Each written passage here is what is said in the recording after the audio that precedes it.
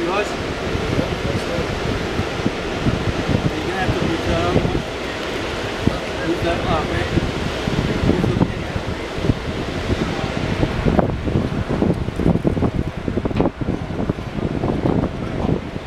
Back that way.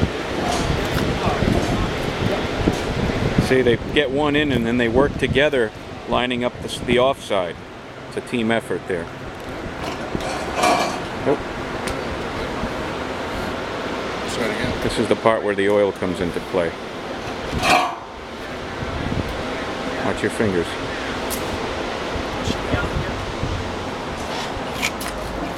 Now see, put a little bit of oil in there and she flies nice and smooth. If you do it without it, the plastic will sweat a little and the metal will bind itself up against it initially.